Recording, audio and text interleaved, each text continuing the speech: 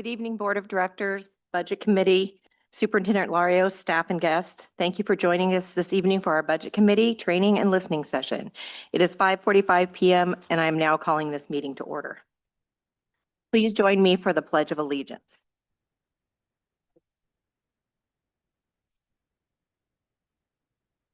The flag of the United States of America and to the republic for which it stands, one nation, under God, indivisible, with liberty and justice for all.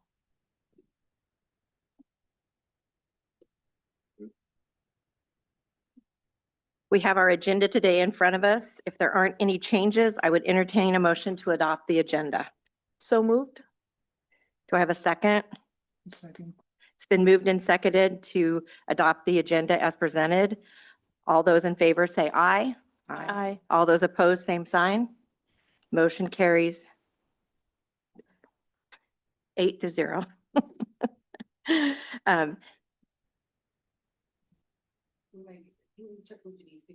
Oh, yeah, maybe a hand up or something. I don't think she can. No, it's a budget meeting. Janice, we took action on the agenda. You can put it in the chat if you would like to vote yes or no. Thank you.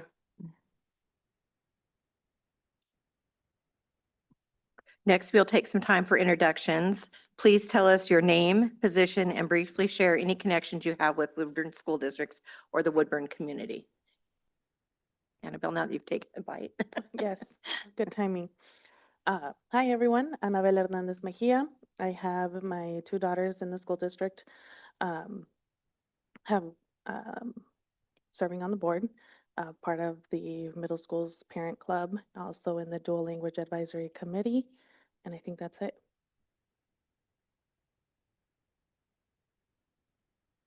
Natalia? My name's Natalia Fiaktistov. I am on the Budget Committee and I have 4 kids in the district, 2 at Heritage, 1 at Valor, and 1 at the high school.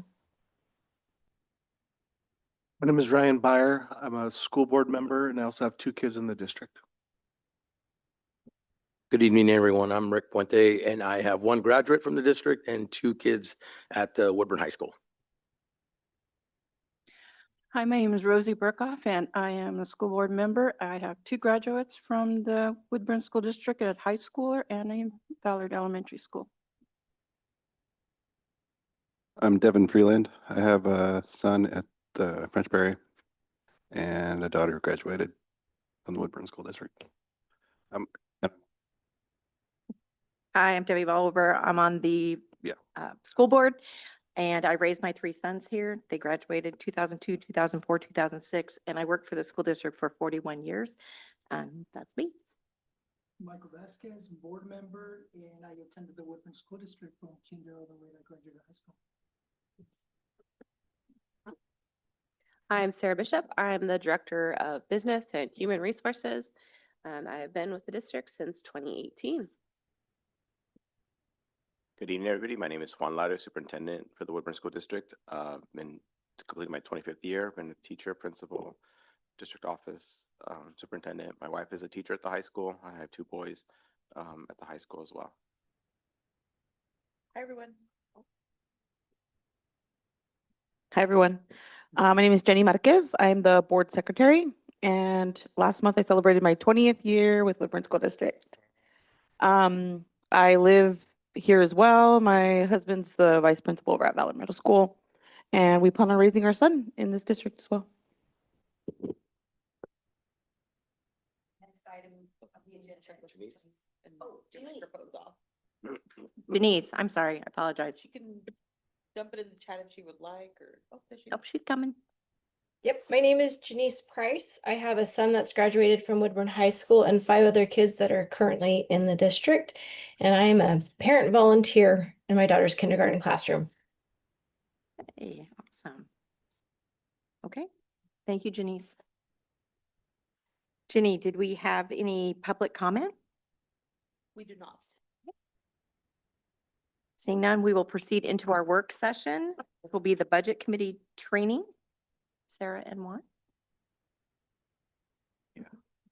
Yeah, so good evening, everybody. Before we jump into the training itself, I just want to take a moment to thank everybody for your commitment, your time, your energy, and leadership in this process. It's greatly appreciated.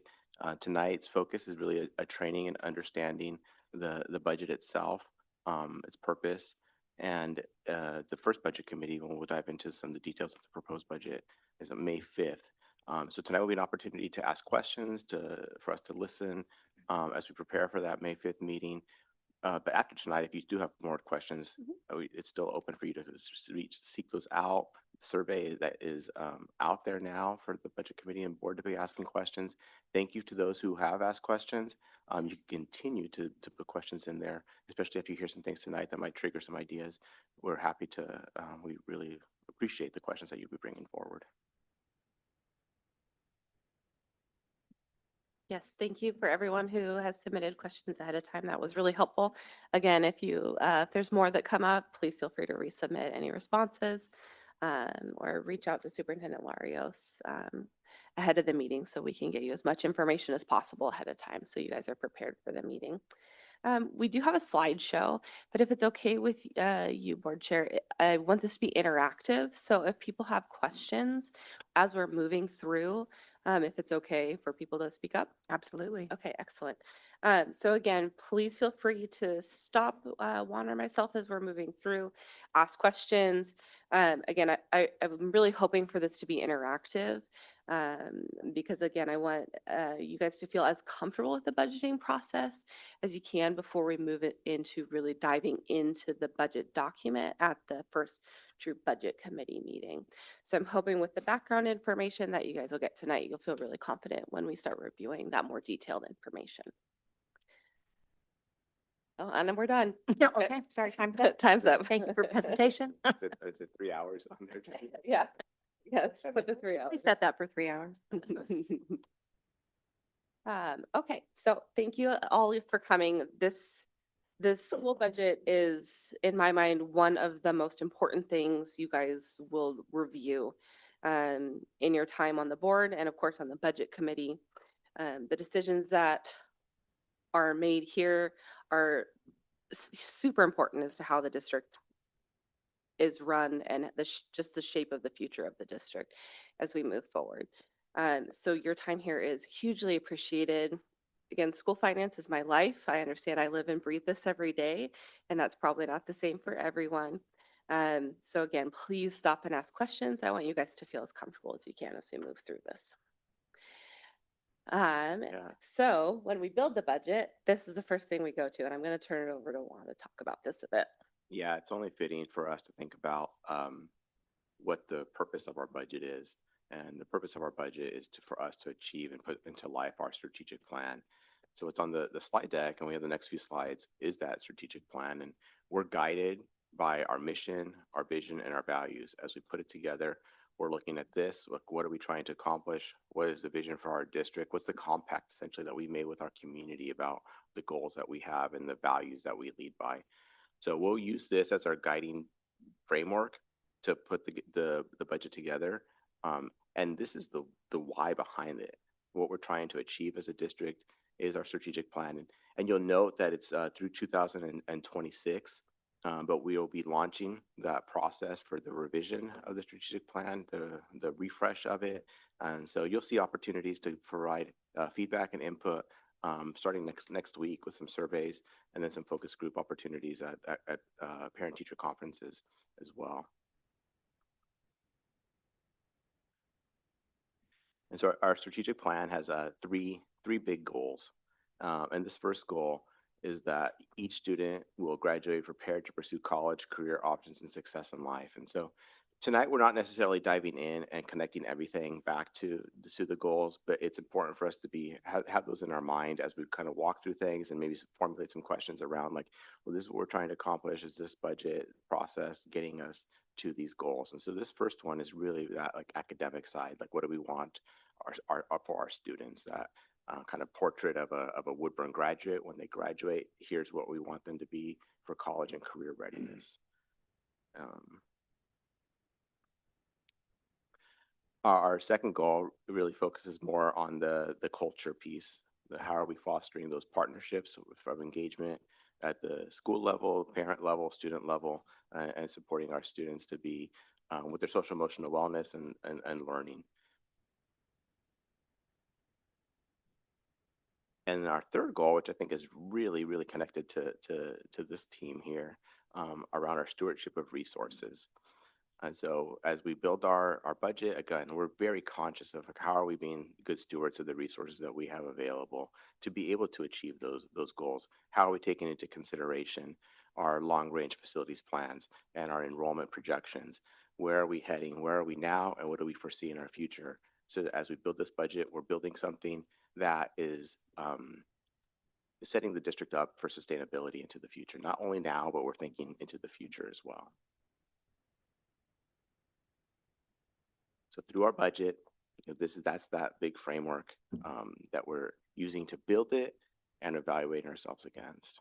That's the why behind what the budget's purpose is. It's a tool for achieving our strategic plan. So as we build our budget and when we think about what the budget is and what you're seeing in the budget document at the next meeting, the budget is only set up for 1 year. Yes, we're looking at things well into the future to make sure we're creating a sustainable budget, but the budget document is only for 1 year. Our fiscal year starts on July 1st and goes through June 30th. So again, it's March now. We're making plans for July 1 of 2026 all the way through June 30 of 2027. So this is a living, breathing document for the next school year, just 1 school year. The budget is really our best estimate of revenues and expenditures. We go through a long process to create those estimates, but the budget truly is an estimate. Things might change, and the budget does need to be flexible. And we'll kind of walk through how the budget resolution allows for that a little later. Without an adopted budget, the district can't legally expend any funds. So if the budget is not adopted by July 1st, we don't get our state school fund and we are not allowed to make a single expenditure until it's adopted. And that is true with every school budget across the state. The budget is really created to establish some standard procedures. This is our operating plan and goal for the year, right? Again, I said it's an estimate, but this is still our plan. This is what we're hoping to accomplish to be able to support the strategic plan. So it's going to outline the programs that are planned for next year, but it still needs to fall under the school district fiscal policies. So there's an entire section on the policies about finance and school finance and management. Specifically related to the budget for tonight's purposes is the fund balance policy. The board has a policy that ending fund balance has to be budgeted between 5 and 10%, and we meet that every year. So that is the one that's specifically related to and adopted by the Woodburn School District school board itself. That fund balance policy changes at different districts. It's not a legally required one. It's an optional one, but it's a great one to have in place. So again, the budget is an estimate. We do our best estimate for next year moving forward. The other big piece of the budget and why it's important is we want to get citizens involved. We want the budget committee to be involved. We want the board to be involved. We want our principals to be involved. We want parents to be involved because this is public funding. We want to get as much involvement and communication about the budget as possible. So that's kind of why we do some of these sessions and why we'll reach out to the individual schools to get the involvement. And again, the biggest thing with the budget is it is a tool to control expenditures. We can only expend within a certain budget parameters and with underneath the board policy. So it is a fiscal tool.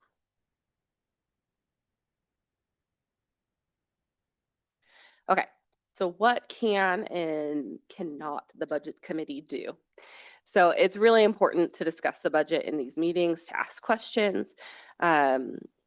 Again, please ask anything that comes to mind. If you don't feel comfortable doing it in this meeting, there's the Google form you can fill out, or you can reach out directly to Juan. but please ask the questions so you have an understanding of the proposed budget. At the end of the day, the budget committee should theoretically approve the budget, at which point it moves to the school board. The budget committee also sets the tax rate for the year. We have a permanent tax rate. Each school district in the state of Oregon does. And they must adopt that tax rate every year. Our permanent rate is 4.5247. And the budget committee is responsible for adopting that rate each year. The permanent tax rate does not change. It will be that rate forever. I haven't heard of any district's permanent rate changing since the adoption of permanent rates. So that is our rate. We also have a bond rate, and that is specific to the general obligation bond that was approved by the voters back in 2015. So that one's specific to that issue. How long is that in place? The general obligation bond, Yeah, it's a 30-year bond. 30-year. Okay, so the budget committee, your role is to ensure the budget is designed to support the strategic plan, to make sure we're spending in line with your and the community's goals for the district. So can you ask questions outside of the meeting? Absolutely. Please reach out to Juan, fill out the survey if you have questions. Please do that. Can you consult with other members of the budget committee or the board about details of the budget? Yes, but this is public meeting, so it has to happen within these meetings. Can the budget committee determine how much an employee is paid? Nope, that's all governed by bargaining agreements. That's not something the budget committee can do. So once the budget committee approves the budget, it still has another hurdle to clear, and it goes directly to the board after that. So the board has another opportunity to review the budget, ask any further clarifying questions if they have any, and then ultimately the board is responsible for approving the budget.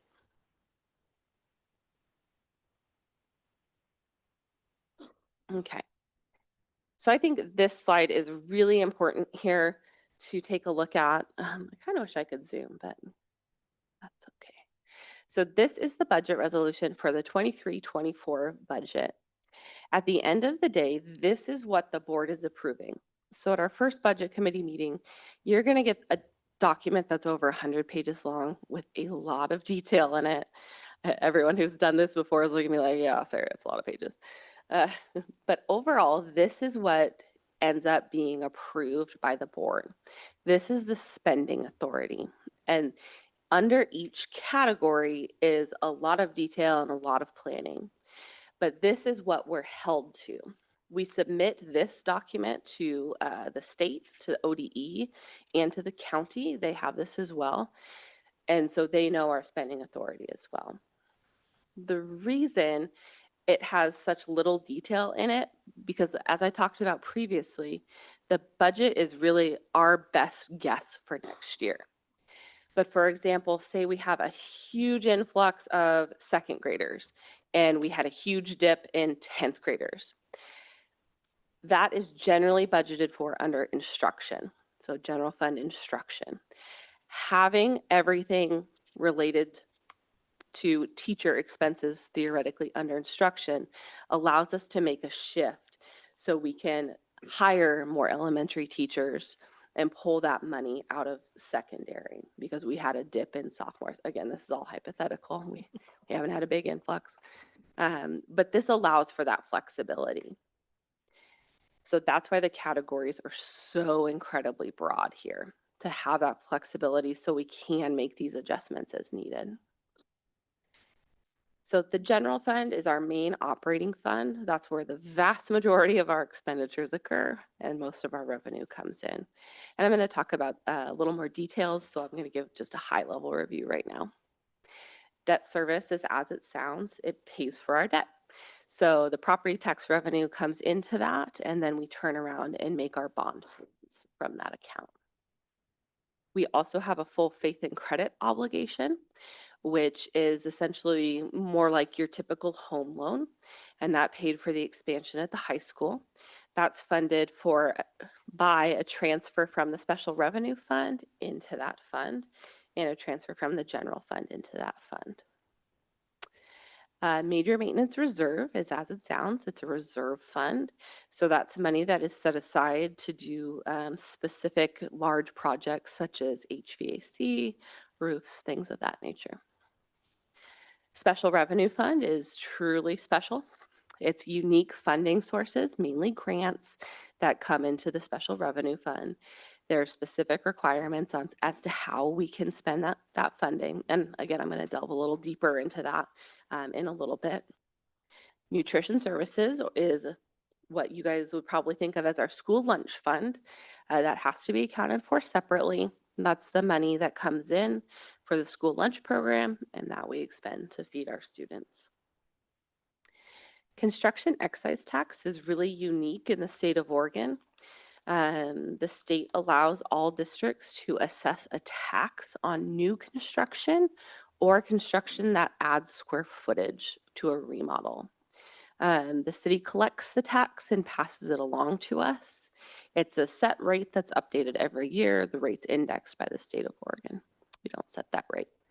That money can be used for expansion, for improvements, and that goes into a separate fund. And that fluctuates based on the planning and how many projects are Mhm. approved on. Correct. And it's based upon the cost of the projects, but there is a limit as to the amount of the tax that can be assessed.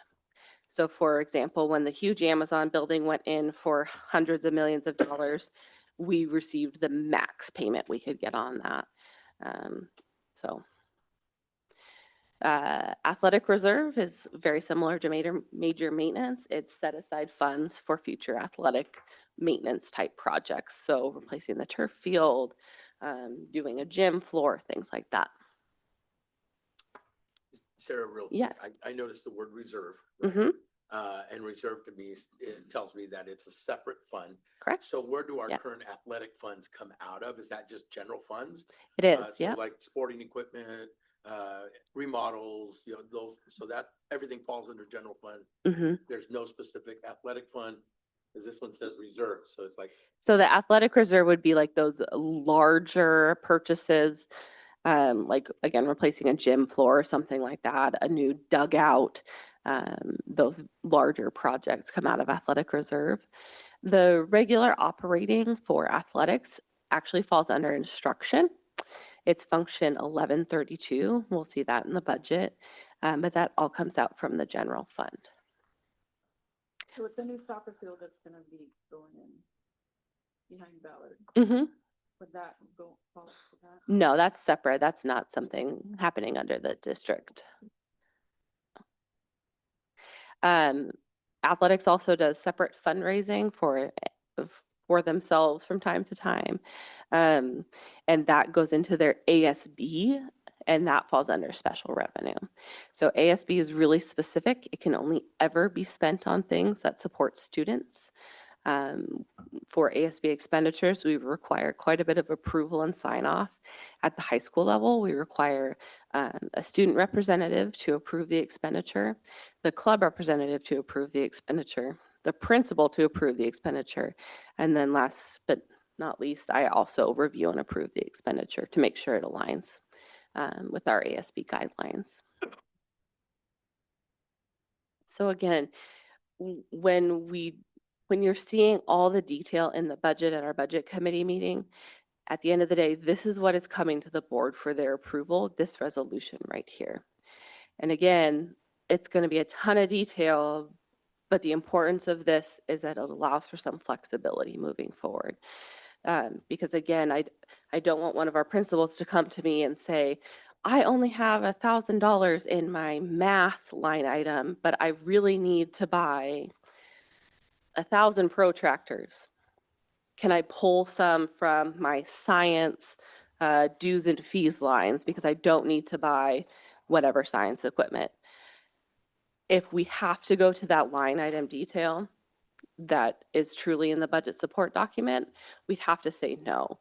So, but having just this huge line for instruction allows the flexibility for buildings and departments to meet their operational needs throughout the year.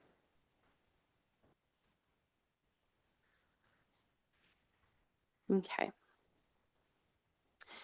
So we're gonna focus right now on our resources. So when I say resources, that's revenue. So our resources in the general fund mainly come from our state school fund. And we'll delve a little deeper into the state school fund and what that is in just a minute. But our state school fund is based upon our average daily membership and some unique student weights. So each district is a little different in their student weights. So while we might have 5,000 students in total, our weight will be different based upon our student makeup. We also receive the transportation grant.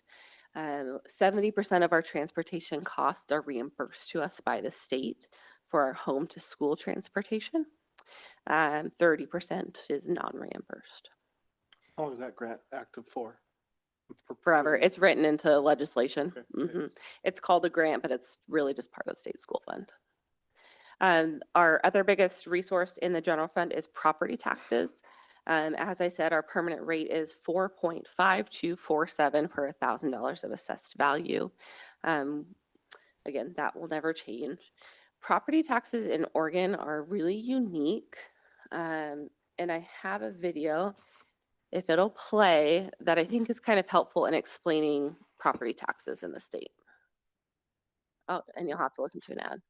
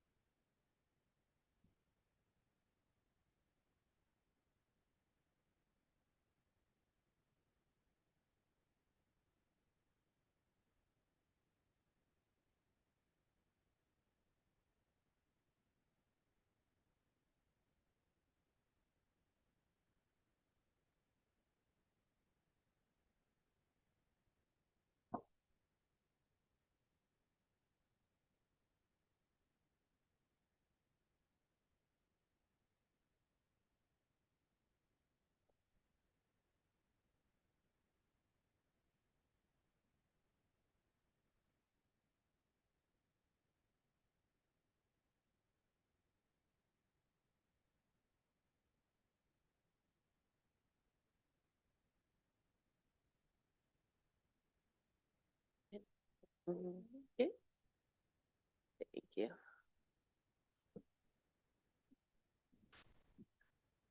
Okay, so, there we go.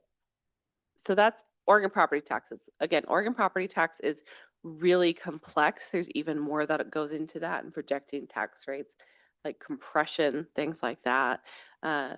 Unpaid taxes, if you have an urban renewal area within your county or your city. Woodburn is pretty straightforward, thankfully, thank goodness. So we have a fair estimate of what we receive year over year for our tax rate. But when we get to the budget committee and you hear me talk about increasing the budgeted amount by 3%, that's why. Because your property taxes can only increase by 3% each year legally.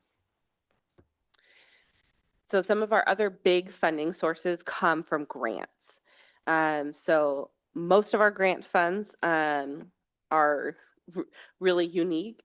Some of our major ones are Title 1A, IDEA, which is the Individuals with Disability Education Act, our Child Nutrition Program, High School Success or Measure 98, you might have heard it called before, the Preschool Promise, the Student Investment Account, which falls under the integrated plan, which we'll talk about a little later.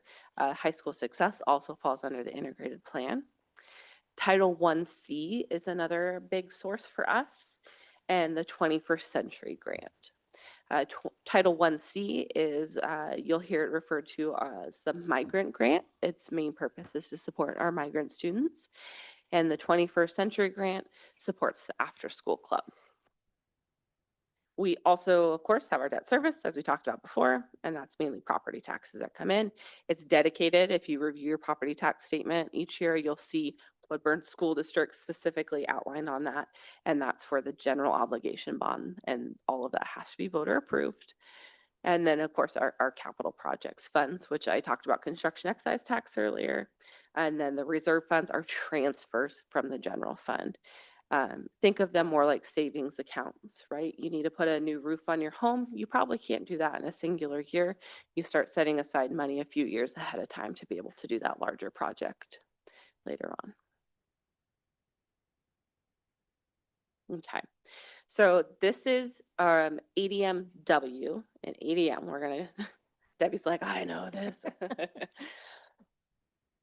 So we're gonna do a little dive into what ADMR is, ADM regular, which is physical students.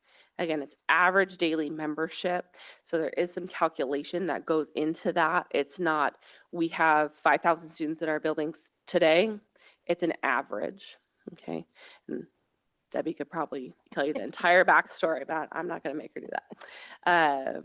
So again, average daily membership, R is average daily membership regular. Everything that you see underneath that is our unique student weights. So that's what makes Woodburn, Woodburn underneath those. So for students in ESL programs, we get an additional 0.5 weight for each of those students. For students in pregnant and parenting programs, we get an additional 1.0 weight for them. For students on IEPs, we get an additional 1.0 weight for them. Our students in poverty, we receive an additional 0.25 weight on them.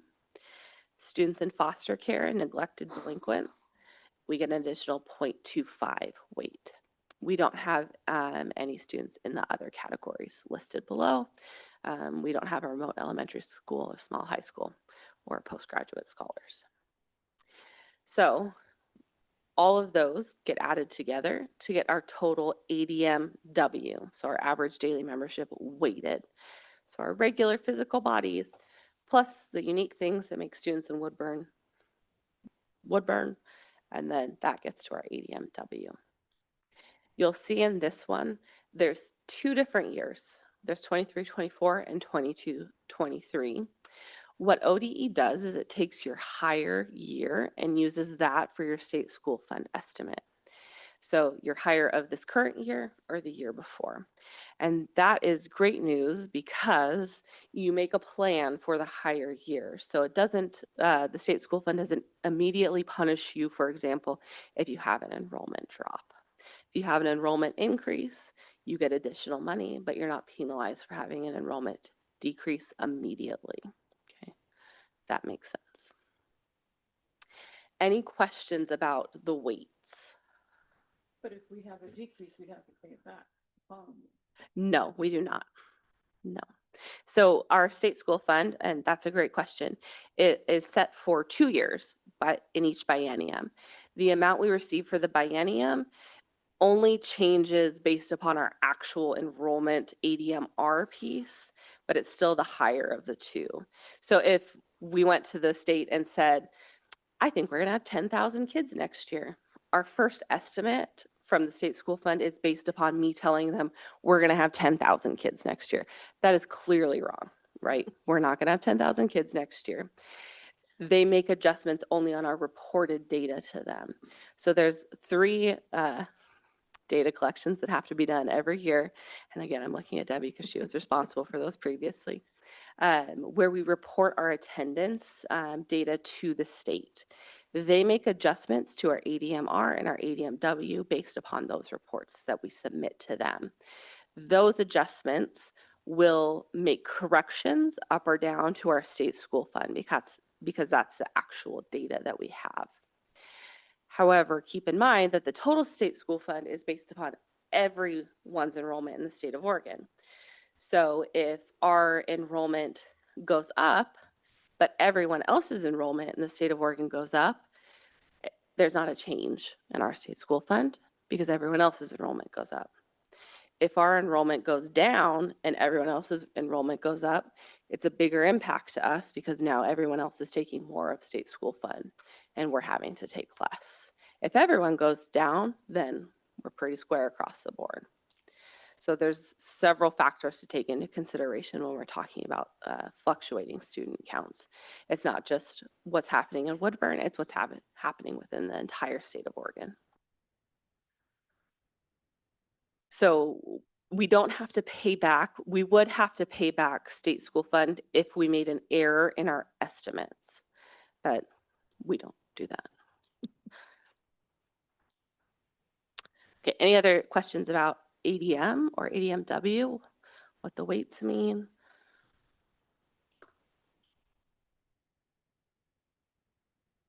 Okay.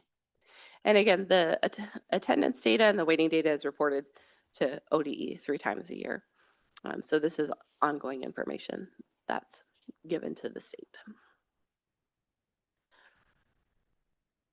Okay, so that then drives into this, our total state school fund. So what you're seeing is the entire, and this is for the 23-25 biennium, the entire state school fund for all of the districts in the state of Oregon, all 197 of us. So for the 23-25 biennium, the entire allocation was $10.2 billion. It's split into 2 years. The ODE generally does a 49-51 split because your expenses in the second year should be higher, right? Expenses go up every year. And you'll see that along the top there, the 2 different amounts.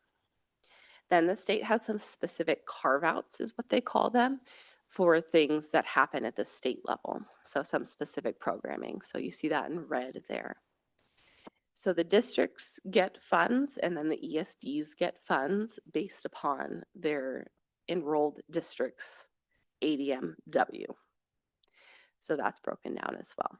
Again, everything in red is carve-outs for the state or ESDs. At the bottom of that, I don't know if you can move the little green. Yeah, maybe a little over or up. There we go. So the formula revenue for distribution, you'll see school districts and ESDs. So even though we were allocated $10.2 billion for the biennium, the $7.3 billion is what trickles down to districts for the biennium. And then that is split 49-51. What is the purpose of ESDs? The ESDs are, and Juan, feel free to jump in on this one as well, but they are able to provide a lot of services that districts wouldn't typically be able to have on their own. So for example, we might need occupational therapy support for certain students, but we don't need an entire 1.0 FTE. So we're able to purchase, for example, like 0.2 of an FTE from the ESD. to provide those services for our students. And then all of the other districts underneath that ESD are able to purchase the amounts they need as well. Yeah, it's a regional hub for resources so that the surrounding districts could all contribute to part for what Sarah just described, when there's not a maybe full-time need for a position or for a resource, but you need a little bit of it. You're able to work with others through the ESD to be able to get that little bit that the district needs. So it allows for some cost savings for us. It's a great tool, especially for smaller districts that really maybe only need very small portions of things. They're able to purchase from the ESD. The ESD is also a great tool for kind of bringing our districts together. We do a lot of collaboration with them. Our teachers do a lot of collaboration with them as well, and the other districts within the ESD's purview.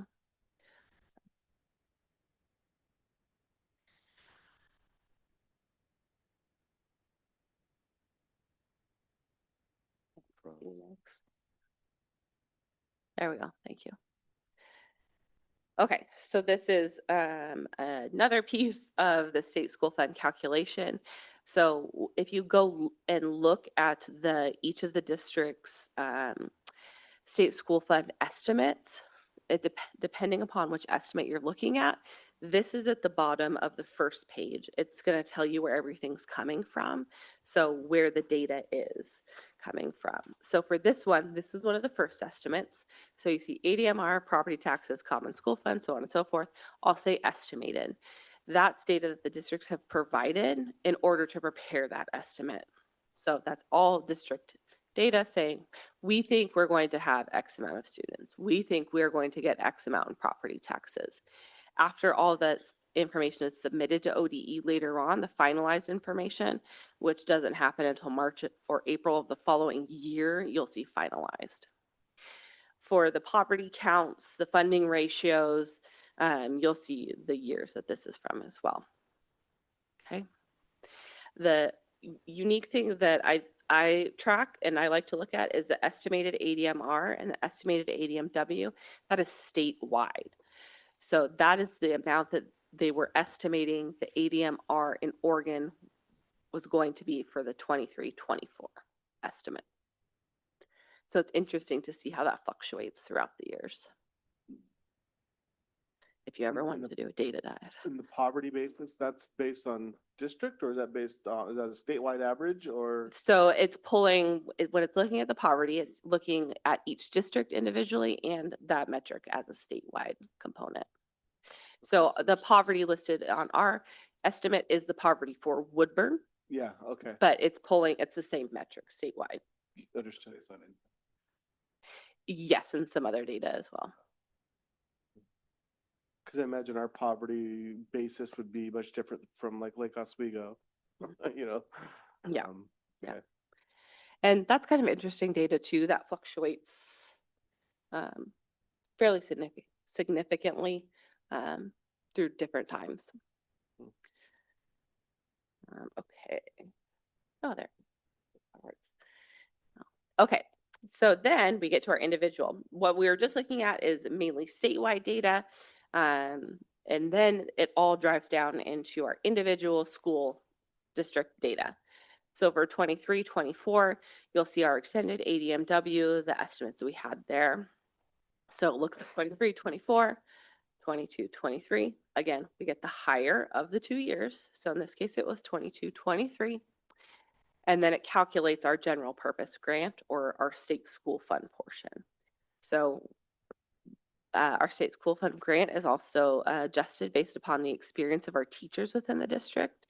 We do a data collection to the ODE every year that reports on this information. Every district does in the state.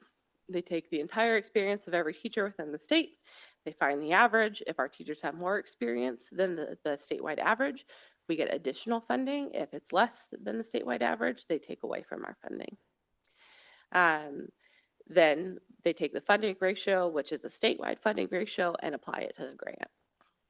They then add the transportation piece in to get our total state school fund formula, and then they subtract our local revenue off. So our local revenue is things like property taxes to get our actual state school fund grant. Okay, I thought another slide in here, but, so we've kind of talked about this before at board meetings, but for the state school fund grant, because they subtract out the local revenue, anytime our property taxes go up, which is great, that means Woodburn's growing, right? There's more things happening, that's fantastic, but it makes our state school fund go down. So when we look at all the new construction going on, again, fantastic, but that doesn't mean we get more money because of increased property taxes. It's a direct subtraction from our state school fund.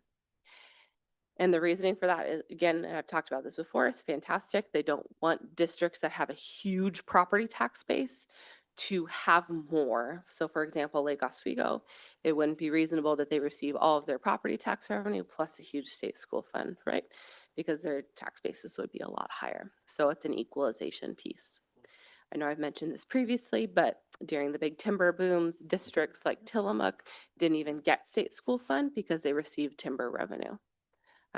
So again, it's a tool to equalize the funding across the state. Really, the only thing that increases our state school fund is increased students. Or of course, more money directly from the state, which would be even better, right? Okay. So any questions about how state school fund is calculated? Okay. All right. So we're going to dive into enrollment now. This is a lot of historical data, but I think it's important to kind of note the changes and the fluctuations that we have going on. So I know Juan's talked about this previously, but the demographic study that was done did predict that we would have some increased enrollment, especially at the elementary level. This last year, this year, and I believe the next year at the elementary level is predicted to be higher. So we are experiencing that now. 24, 25, we kind of had the biggest jump in enrollment. Again, it hasn't quite made up for the big dip we had in 2021, but still improvements at the elementary level. So the increase of 71 for 25, 26 is over last year. And then we have the middle school here. You can see there is a decrease in middle school numbers over the prior year, and that's been fairly consistent.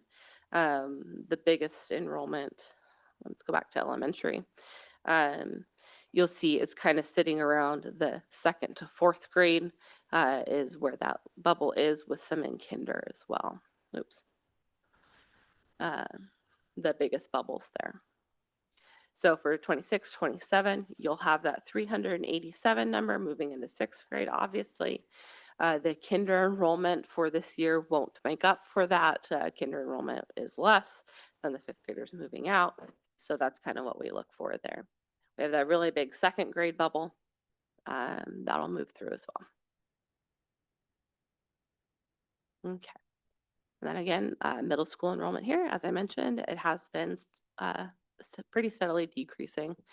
So we're going to have 348 8th graders moving out, and then 387 5th graders moving into 6th grade. So there should theoretically be a slight increase at middle school next year between the 8th graders out and the 5th graders in. Okay. So again, 348 8th graders moving into high school, but we're going to have 465 seniors leaving. So Yes, does ma'am. any of this enrollment include Arthur Academy? It does. Okay. Yes. Yep. Preschools aren't counted. Preschools aren't counted because they're not a part of our state school fund or ADM calculations. So again, we've got a pretty big bubble there at 12th grade. So we're going to see quite a few of those students moving out. So let's move into district-wide. So overall, our enrollment for 25, 26 is down 43 students. We kind of think about that as flat enrollment. This isn't finalized data, obviously, for the year. So that number is going to fluctuate. We were up in 24, 25. Right now, we are down. I would imagine it won't be so significant by the end of the year with the 43. Yeah. So we kind of think about that more as flat enrollment. Can you talk to me about the minimum requirements to count as a student? Like, I know there's an attendance rate that they have to meet, and it's not like a regular attender, but I know it's, Debbie, do you want to? They have to be here more than half of the morning or more than half of the afternoon. So basically, a half day counts as a half day, but less than that doesn't count.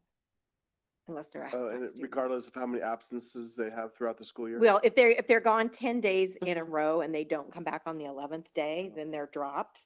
But I mean, they could be gone 5 days, and since it's based on membership Yep. and it's not based on attendance, Sure. like them being in the Understood. seat, so. Thank you. Yep, that helps. Yeah, thanks for asking that, Ryan. I know it was a conversation we had last year too around attendance and the impact of it on the membership, and Mhm. there's not. It doesn't there's really, not. yeah. Thank you. Okay. Okay, so this is another graph that's updated for this year. So it's our enrollment versus staffing. I think it's important to draw attention to this and the work that we've done in the last couple of years to pull staffing numbers down a little bit. Again, you'll see that significant drop. And this is just general fund. Let me reiterate that this is just general fund staffing. So just those people funded out of the general fund. So you'll see our student enrollment had that significant drop down in 21, 22, but our staffing levels remained really pretty much the same. Okay, keep in mind we had ESSER funding. State school fund wasn't really changing. Again, our state school fund is based upon the prior year's ADM, so we did not make changes. Okay.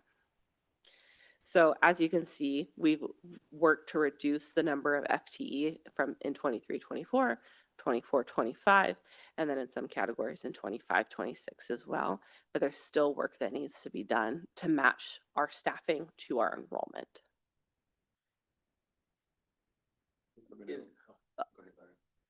How do we know how many teachers we need per student? Or Oh, like for how do we plan for staffing for the following year? So based upon the enrollment numbers we looked at, so we kind of do, and Juan, feel free to jump in on the Yeah. planning piece of it as well. And let me, I'm maybe I'll already go sorry. back to. Okay, so we kind of look at each individual school, the number of kinders they have. So for next year, we're going to look at this current year's kinder enrollment and how many classes they have, how many language strands we need, and project the number of teachers we'll need based upon current enrollment. And then we roll everyone up a year. Middle school is a little different, and secondary and total is kind of how we do it. We look at the total number of students and the number of sections needed for each of those students and the number of sections each teacher can teach. And we do try to prioritize the lower class size numbers with our target numbers at the elementary level. I was searching was just what those numbers are now. And you know, our average kinder class size right now is 22. Our average first grade class is 22. Our average second grade class is 23. Our average third grade class is 23. Our average fourth grade class is 22. And our average fifth grade class is 22. So we've done a really strong job as a district of prioritizing the elementary class sizes and maintaining some really reasonable class sizes there. So class size is not an issue right now, based on that data right now. Classroom management and Correct. staffing. So is the overall goal of the district is to bring that staffing number down to match? Is that what I'm understanding? At the elementary level, I don't think our plan is to make any adjustments staffing wise because that is a huge priority to keep those numbers low.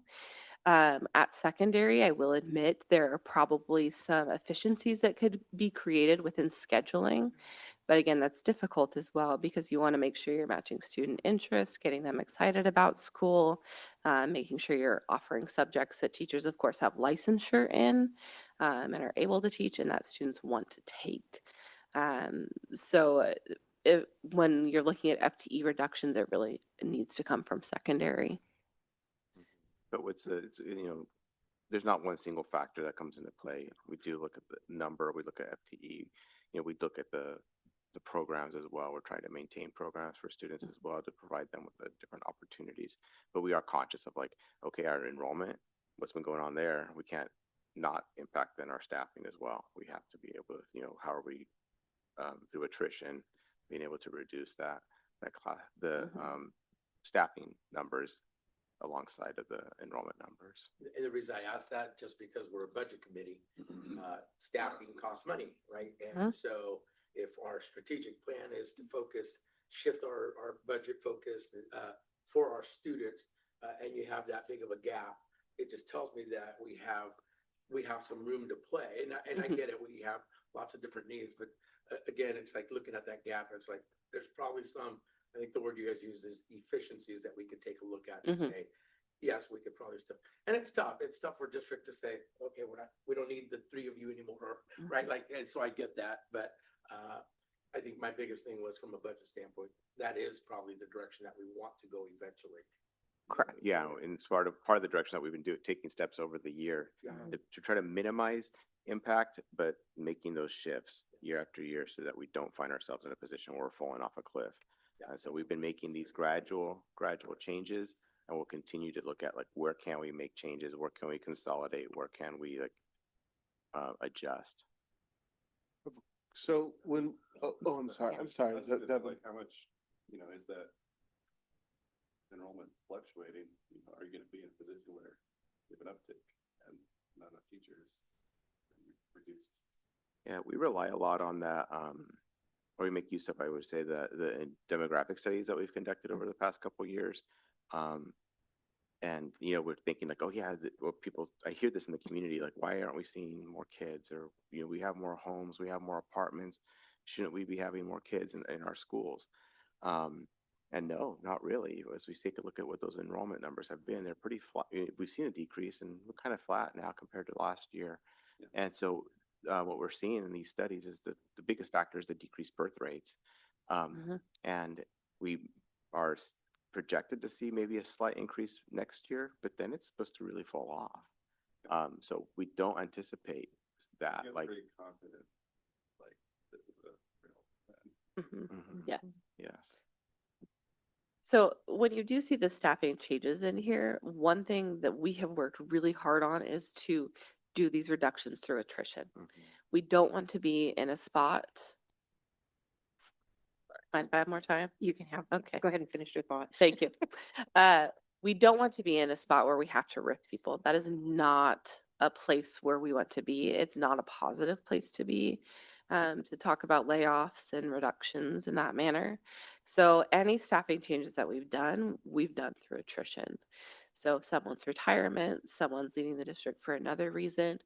It's truly an evaluation process. Can we get by without that FTE? Is there an FTE we can shift to meet that student need, or maybe is that not a need anymore? And we don't need to fill behind that position. So there's a lot of work that goes into that. So we're not in a place where we're coming and saying, hey, school board, I need you to authorize a reduction in force of 10%. We don't want to be there. So we do a ton of work when we're looking at these positions to ensure we have the staff currently that can fill the roles that are needed, and that we can make those reductions really more efficiently through attrition. So as our enrollment goes down, but our staffing stays fairly consistent, does that mean that every year that happens, it's eating away at the ending fund balance? Correct. Yeah. Correct. And we also have an obligation through contractually to keep those class sizes at the elementary a certain level, correct? Yeah, there Yeah. is language Yeah. right now around the class sizes, K2, and there are some mechanisms that we could provide relief, but we do have contractual obligations. I like to see test scores as teacher-student ratios decrease. Do test scores increase? Is there like I don't know, that's a whole different conversation, but that'd be interesting to me. Does that have any impact on kids, having more staff, less students? What are the class sizes at middle school and high school average? I'd have to pull that data. I Yeah. had these readily available, so I was able to look and read them off to you, but we could get some of that data for the future budget. Yeah. The elementary ones we track really closely when the students move in and out.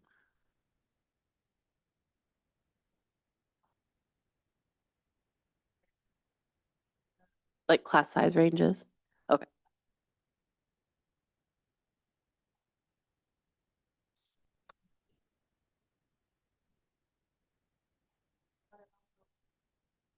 Sorry. Turned it off because I was finishing eating. Didn't want to have you all hear that. So I was asking about the average classroom sizes and actually wanting to know more of the range, just because I know that we have the 3 different programs, the two of the dual language programs and then the regular English. Uh, and with kids enrolled in different areas of that, it probably impacts where, some of them might have, and again, just because of what's available and how many kids are enrolled in each track, they may present at the end different numbers versus teachers. So I'm just kind of curious Sure. what that range would be too. Yeah, we could get that. I'll just share because I have that in front of me at the larger of the class sizes at the elementary school are in our English plus strand. Okay. Do you know the number or have that? They range from 24 to 28, Okay. Thank you. 29, 30, yeah, sorry, 30. So 30. I was scanning all the classes and looking at numbers. Thank you. Okay. So talking more about resources, as we move through, our biggest funding amount is state school fund. So most of our money comes in the general fund. So state school fund and property taxes are our biggest funding sources. Our other large ones is the student investment account, or SIA. You probably hear us talk about, is a large source. We also have high school success. We have an early literacy grant, and those 3 fall under the integrated plan, which is a separate reporting mechanism. Those are all state funds. Then we also have quite a few federal funds that we receive. Title 1A, our school nutrition program, Title 3, Title 1C, which is again our migrant funding, IDEA, and then our federal school improvement funds as well. And those are all federal funds. There were some questions about grant funds, what they mean, how they're budgeted, and allowability of expenses under those. So if it's okay, we can kind of have a conversation around that now. All of our grant funds were required to write budget narratives and put together plans for them. Depending upon what grant they are, there's different reporting and budgeting requirements for them. So for our federal funds, for example, we're required to submit detailed budget narratives to ODE for each individual grant. So for Title I, for example, we allocate to each school based upon their poverty level. They're required to put their budget together based upon their school improvement plan, which they put together with their leadership team. So everything spent has to fall in line with their school improvement plan. The school improvement plan has also been sent to ODE for their approval as well. So we put this all together in one neat little document. The schools put their budget together.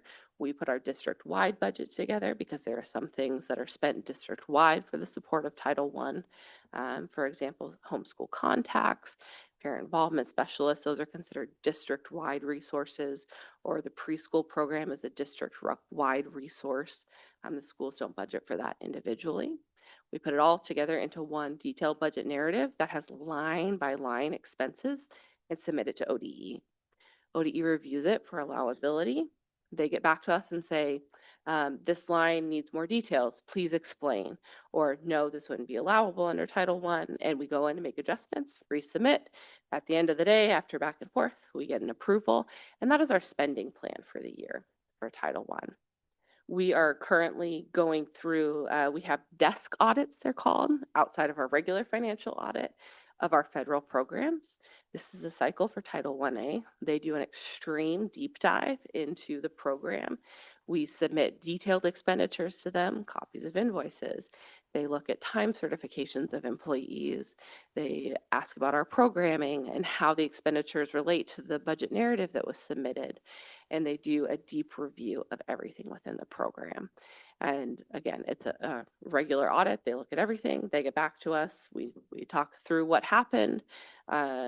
how it aligned, how maybe it didn't align, and maybe they want us to adjust our budget narrative for that time period. And we go through that with our federal funding. Usually each year there's a different federal program that's being monitored by ODE. And that's not just us, that's across the state. So if they monitor and they discover that there are unallowable expenses that have been expended, then do they want that money back? They do, yep, we'd have to turn around and pay it back to them. How often do those audits occur? Every year, just different programs. Mhm. Every year, a different program? Yes. So it rotates through those. They look at all sorts of documentation, our plans for it. They're not just looking at the expenditures, they're looking at the school improvement plans, things of that nature. They're looking at the whole program across the board. So that's our federal side. SIA, High School Success, Early Literacy, the EIAS, or the Early Indicator and Intervention System, that all falls under the integrated plan. The integrated plan was put together with community input. It's revised yearly. There's a report to the board every single year on it. That budget has to be submitted to ODE as well. It's a separate reporting system. ODE likes to have a lot of different reporting systems. We submit a detailed budget to them. We have to report our expenditures quarterly to them. We also have to submit progress markers and progress narratives to them quarterly as well, to talk about things that are going well, things that aren't going well, any adjustments we might want to make. And that's submitted again quarterly to them. At the beginning of the year, we're also required to put together longitudinal performance growth targets that are set with us and them that we're required to report on as well. So again, all of that data goes to them. They also do a review of everything that's submitted back and forth. If they have questions, we submit more details. If they want more information, we submit more details. So that's all required to be reported quarterly as well. So we submit a plan saying this is what we're wanting to do with that funding. They say yay or nay. Then we report on what we said we're going to do throughout the year to them. So for the grants, there's flexibility, but not a lot of flexibility. If we want to do something outside of our Title 1A plan that we didn't put in our budget narrative, we do have to go back to them and say we want to make this adjustment and get their approval or denial for the planning. Same with SIA, High School Success, Early Literacy. If we want to make a change to the plan, we have to request it from the state before we're able to do that. So for grants, there's a lot that goes into it, a lot of approval, a lot of oversight that happens, not just throughout the year, but in later years when they go back and review it. So there is a lot of monitoring that happens with those state and federal funds. So I don't know whether this is the time, and if you're going to address it, just tell me to be patient. Okay. But earlier this year in a board meeting, we approved some new seating and stuff for the cafeteria. Mhm. And that was from like a carryover or something from the nutrition plan. Like, so tell me how that nutrition piece works budget wise, where Sure. that money comes from or how we get leftover money. Sure. So the child nutrition program is really unique, and that's why we account for it separately. There are a lot of stipulations around what those funds can be used for. And I will admit, we're probably one of the few districts in the state that actually operates in the positive. Most child nutrition programs do require transfers in from the general fund in order to sustain them. We do not. We run a very efficient program and we have a lot of participation in our meal program, which is fantastic. So I want to give huge kudos to them. They do a lot of good work in getting our students fed. So that being said, we account for all those funds separately. There is set state and federal reimbursement rates for meals, and it's based upon number of meals served, and it has to meet certain meal service component requirements. So students have to take certain components for it to be a qualified meal. We report the number of meals served to the state and federal, and then we're reimbursed for the number of meals that are served.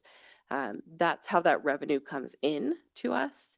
There's several meal programs under our child nutrition program.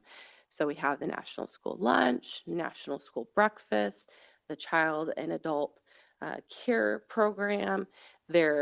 We have summer meal service, again, all different grants under the child nutrition umbrella. We have farm to school programs. So again, a lot that goes into that. I would say probably our child nutrition program is our most heavily monitored program as well.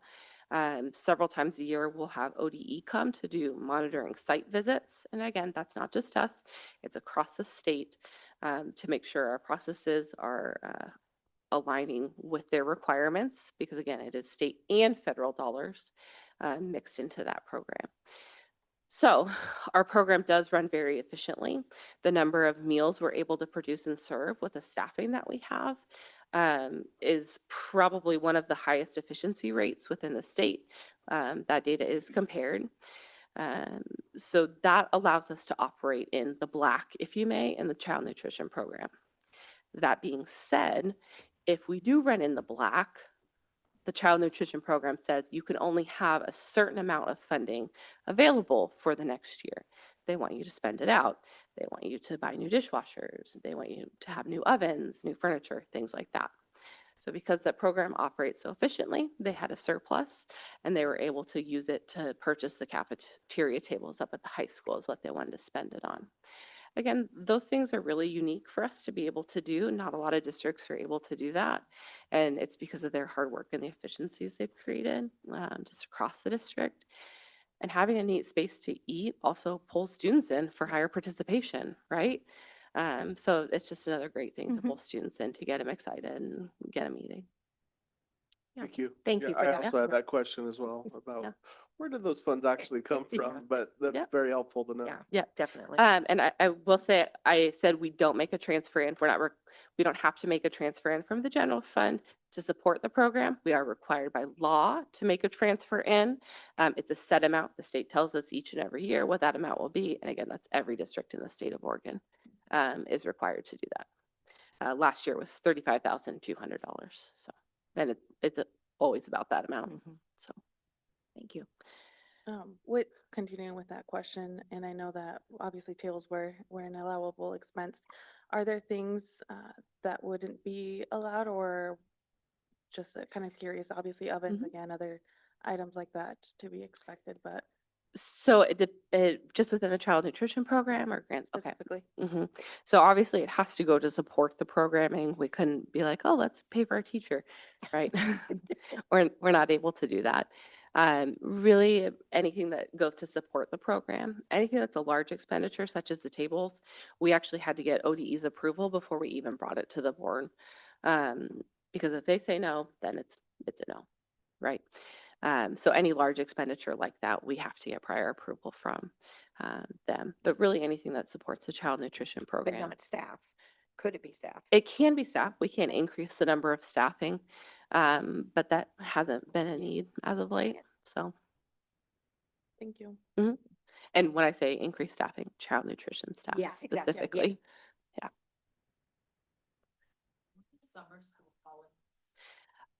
So summer school, that is a great question, falls under many of these categories. It falls under SIA, High School Success, Early Literacy, Title 1A, Title 1C, IDEA, and the CSI-TSI, as well as we received a specific summer school grant. So most of the expenditure, and the 21st Century After School Club as well. So there's components that flood into each of those pieces.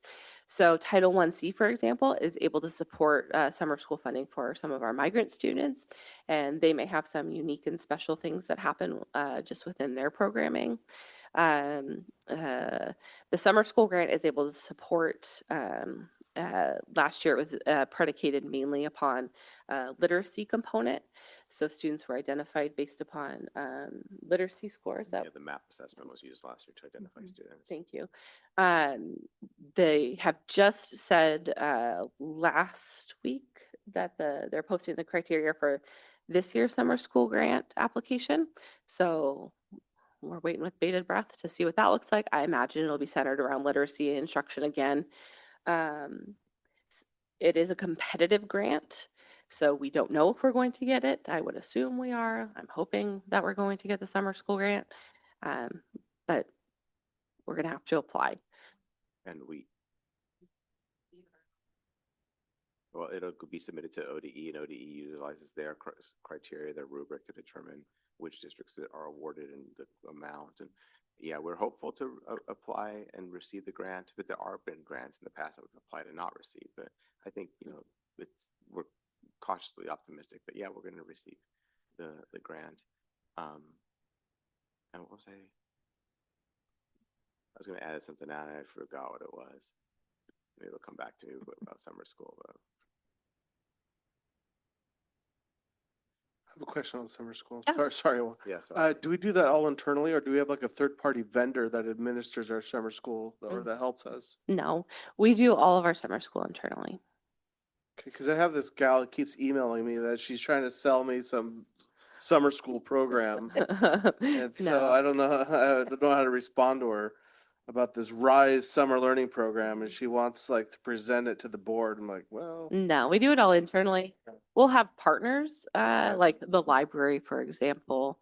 They'll partner with and do some programming, things like that with them, but no, it's all put on internally and planned internally. is that because we have the capacity, or is that a budget? Both. Yeah. So we do, we generally try and keep it internal with our staffing. We'll post summer school postings and ask our staff to apply, both licensed and classified.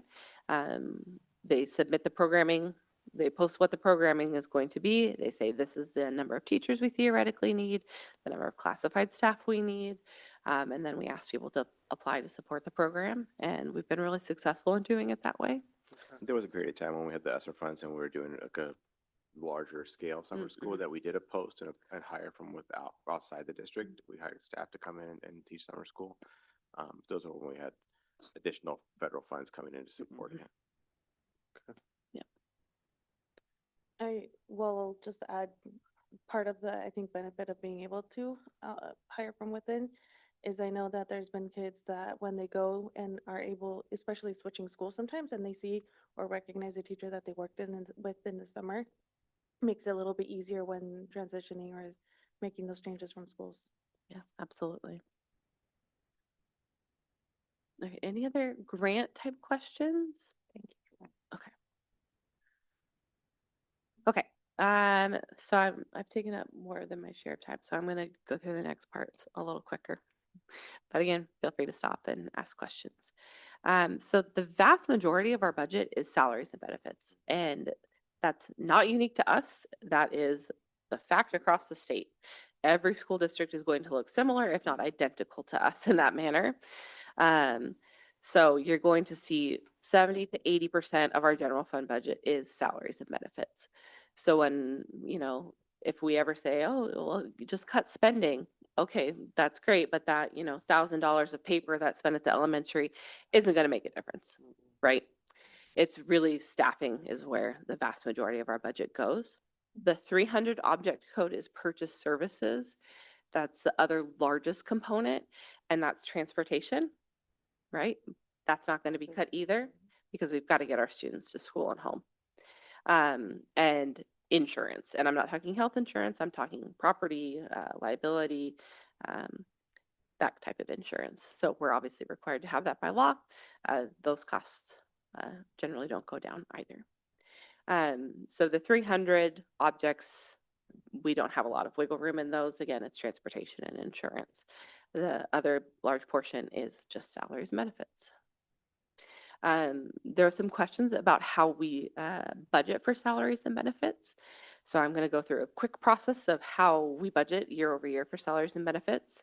So when we're going into the year, I take every single person that is currently employed within the Woodburn School District, what they're currently being paid at, all of their district provided benefits, their PERS rate, their insurance selections, everything across the board, their current step and grade in the salary schedule, and I move them over to what they'll be next year. So I give them a step if they're step eligible, if they're projected to, for licensed staff, move to a different column based upon the classes they're currently taking, I'll move them columns. I do that for every single staff member in the Woodburn School District. I'll then sit down with the principals and say, here is what I have for your staff. Are you projecting any changes? Has anyone said that they're retiring that we haven't got down yet? And we'll go through the list to make sure no one's missed. And then we'll make adjustments from there. So if someone tells me, oh, I believe so-and-so is retiring, we'll look at that line and say, okay, here's where they're at. Here, what kind of teacher you think you're going to get for this? Do you think, if it's a really unique course that has a special licensure, like we see that a lot for CTE at the high school, I can generally predict they're probably going to be at the top of the salary schedule coming in. If it's just a regular math teacher, they might be middle of the road, right? So I'll estimate there. Go ahead. Is there pay equity evaluations? I know, I work for the state and we did a pay equity and I got 2 steps on my bump, bumped 2 steps from a single evaluation. Is that something that we have to deal with here at the school? Yes and no. Yeah. So there is a pay equity components that we do have to take into consideration, and we'll talk about licensed staff, for example, first. But when they come into the district, we're looking at the courses that they've taken, their college So credentials. it's done at that stage at the Mhm. hiring and it's not Yep. done, okay. No, it's That- not done throughout. Yep. As they take courses throughout their employment with us, we also take those credits into Okay. account and move them across the salary schedule then. Okay. For classified, it's a little different. There's some set criteria. If they come in with a bachelor's degree, they automatically start at a certain step. If they have related employment experience, they'll start at a higher step as well, based upon the jobs. Okay, thanks. So yeah, that's done upon hiring. Okay, so that's kind of salaries and benefits. So we're really looking at everyone within the district already and projecting what their salaries and benefits are going to be. And any negotiated increases or changes within the salary schedules as well. So that can change due to the fact that there's still negotiations going on. Correct. Correct. The supplies and materials budgets, that's generally looked at directly at the building and department level. So each school is given a school budget, each department is giving a department budget. They plan for their budget for the year and that all rolls up into that number there. So 2 years in a row, we've got school supplies supplied by a grant, correct? No, it's out of the general fund.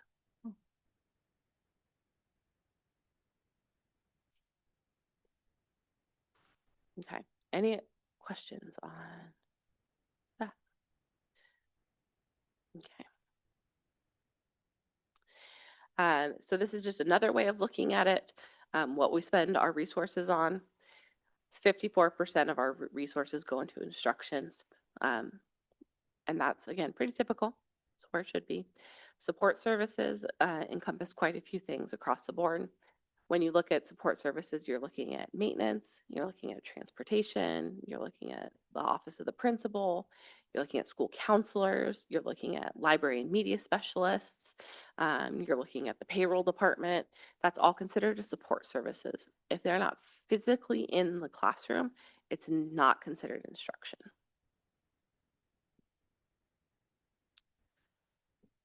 Like school resource officers, where are they coming from? It's support services. But they're not in a classroom, are they? They're not. Nope, that's why they're considered support services. So in that 39%. So like the high school has like 4 officers. They'd be No, in- those are campus campus monitors, I think you're probably referring to. And they'd be under support services as well. But then what do we need to do to increase it in like Ballard and French Ferry? If they only have like none other than a part-time officer? So Officers and campus monitors are not the same thing. Which is right, because. Campus monitors are, well, Yeah, campus monitors are our staff, and they're not law enforcement.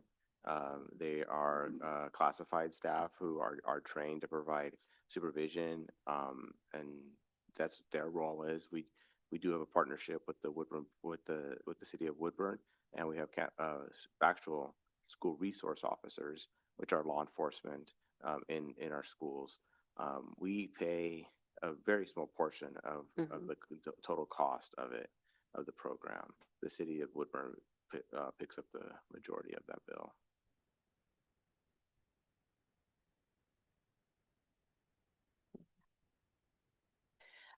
So this one I like to throw in as, because we're currently in negotiations.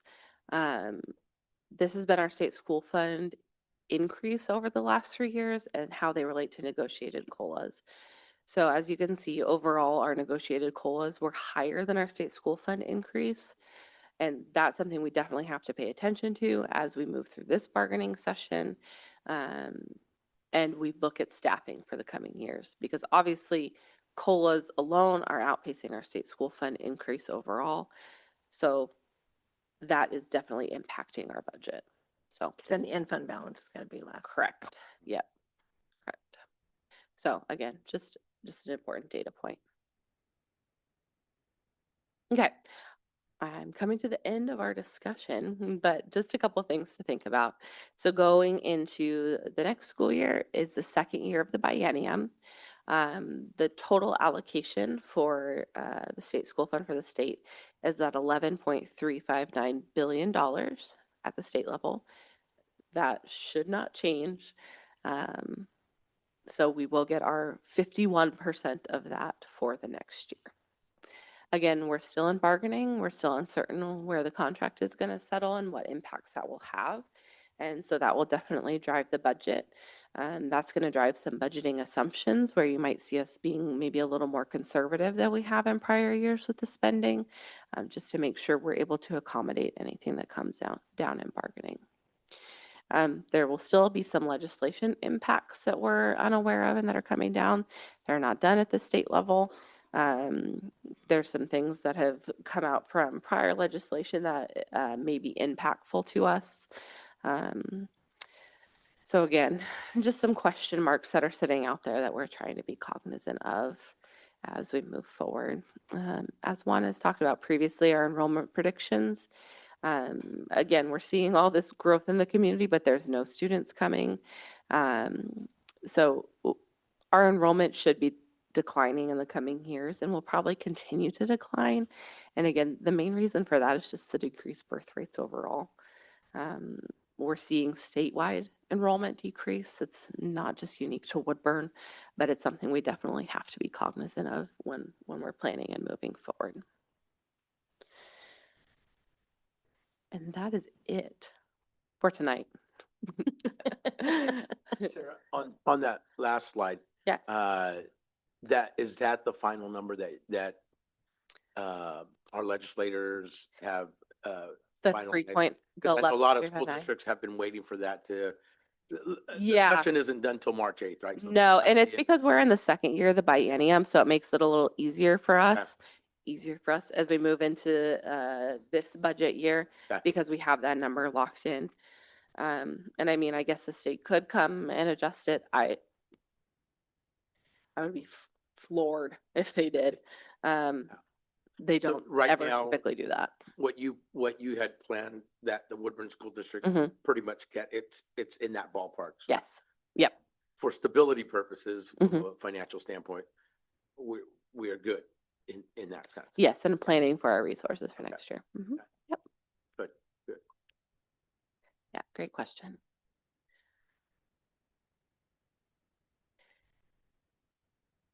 Any other lingering questions? And again, if something comes up and you think of something, feel free to refill out the form again. Reach out to Juan. So we can make sure we can get the information that's needed. So we can be prepared for the first budget committee meeting.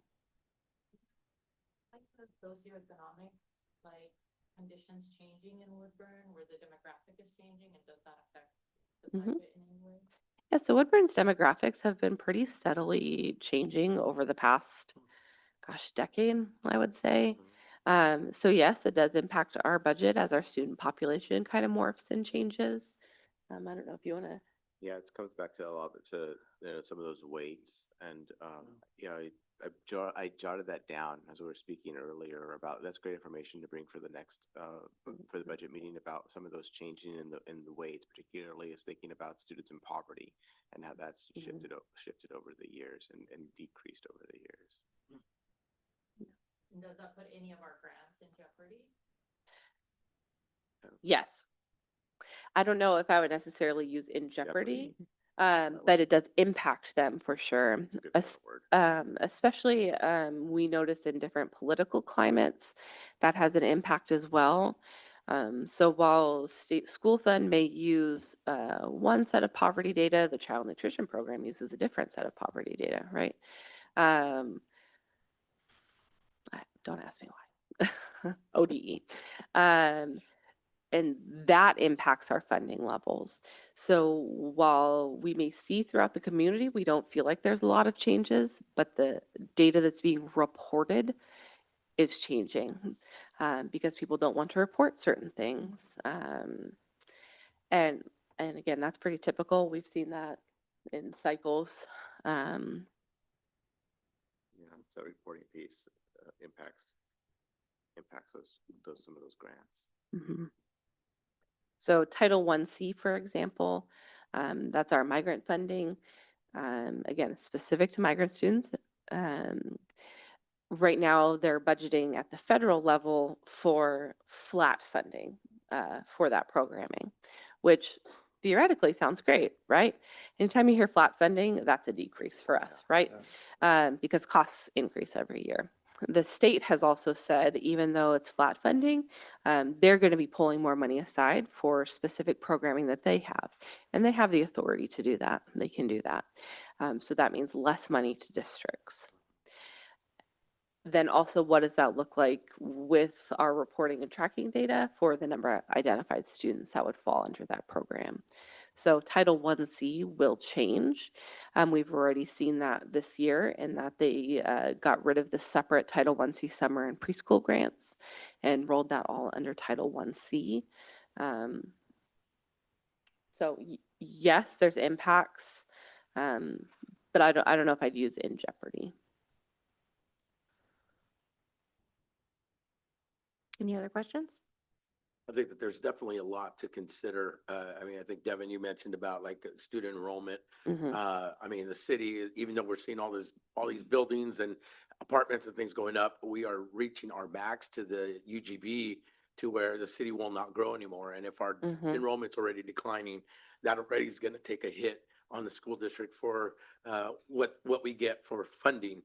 And then on top of that, looking at the staffing ratios, looking at our enrollment dropping, contract negotiations. I mean, just Mhm. it caught my attention where all the COLAs were way above what we got from the state, and then we're in negotiations again.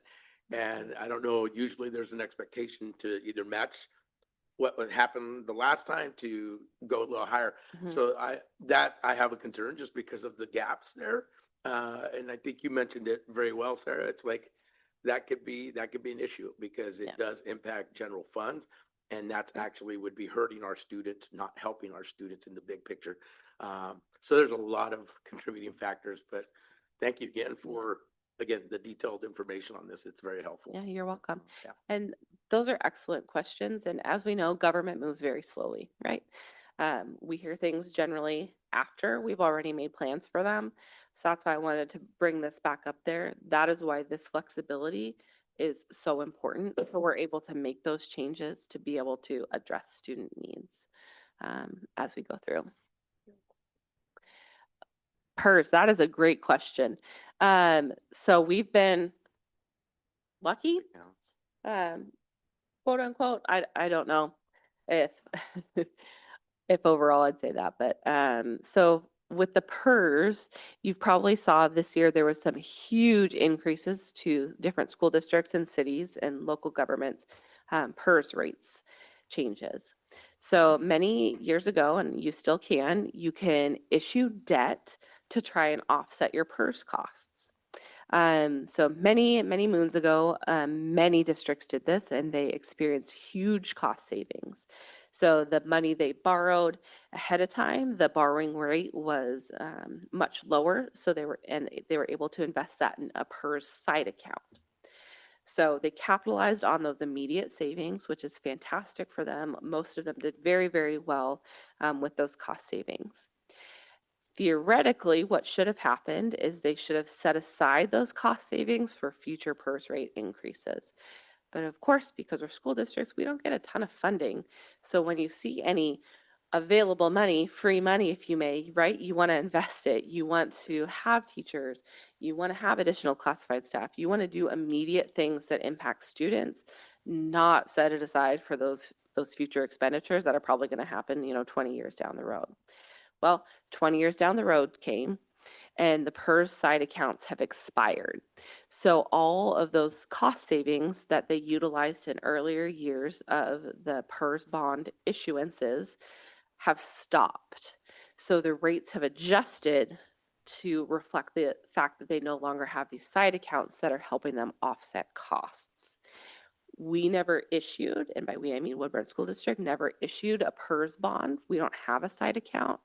So while our PERS rates may be higher than our peers over the years, we don't have that huge jump in a singular year.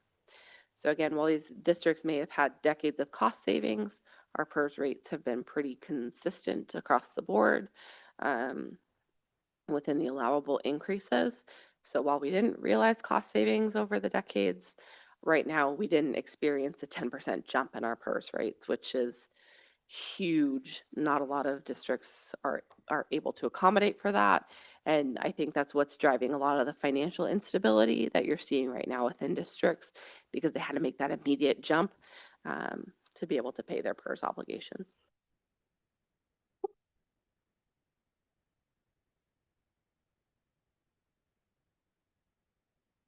Anything else?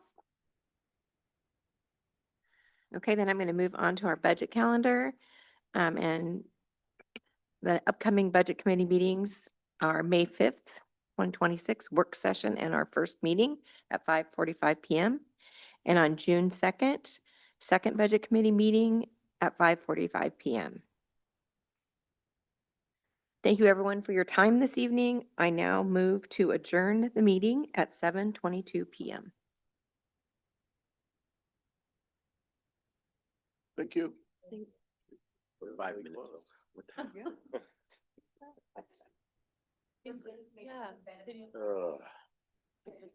Oh yeah, I was gonna ask you, I have wrote myself a little too down. Thanks, Janice. Hey, Janice.